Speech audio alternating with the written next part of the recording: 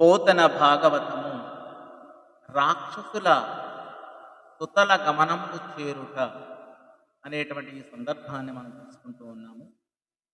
దానవ దైత్యుల సంగతి పూనిన నీ అసుర భావమున తోడ్తో మధ్యాహ్నమున తలగిపోవును మానుగ సుతలమున నుండు మా మాయాజ్ఞన్.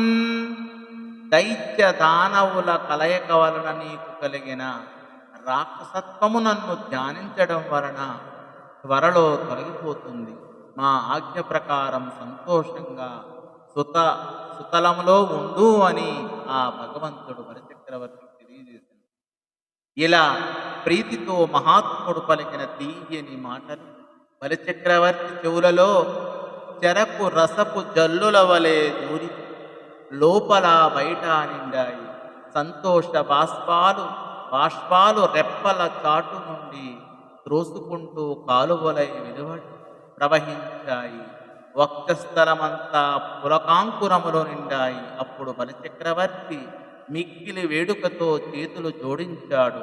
స్థిరమైన మనస్సుతో మెల్లగా ఇలా అన్నాడు అని ఈ పద్య భావం.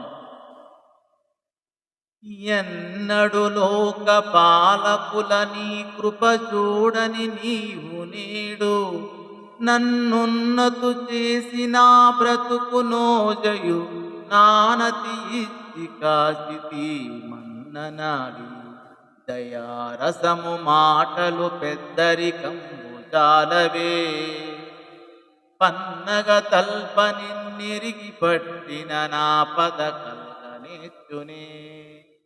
ఓ శేషస్థాయి దైనా, శ్రీ మహావిష్ణువు నీవు దిక్పాలకుల మీద కూడా ఏనాడు ఇంతటి దయ చూపలేదు.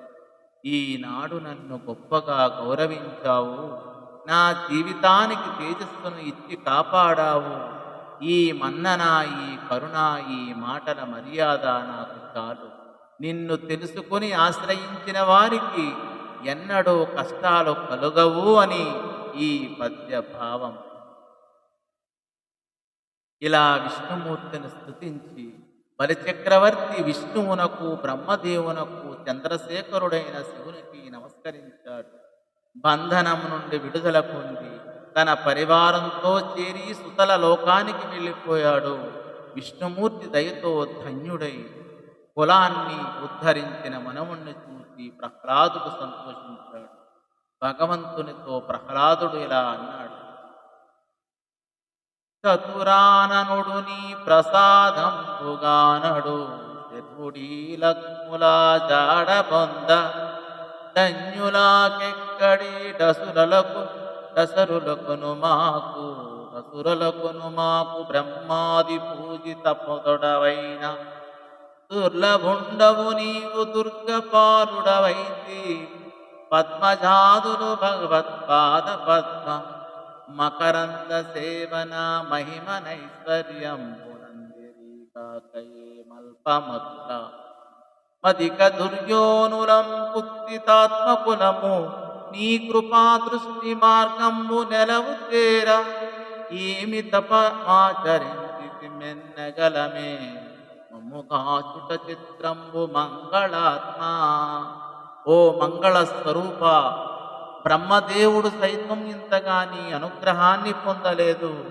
శివుడు కూడా ఇంత ఆదరాభిమానాలు పొందలేదు. ఇంకా ఇతరులనగా ఎంత. బ్రహ్మదేవుడు మున్నగ వారి చేత నీవు పూజింపబడతావు. నిన్ను దరిచేరడానికి ఎవరికీ సాధ్యం కాదు.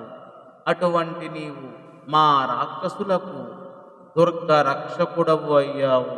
నీ పాద పద్మాల మకరందాన్ని సేవించిన మహిమ వల్ల బ్రహ్మదేవుడు మున్నగు వారు ఐశ్వర్యాన్ని పొందారు.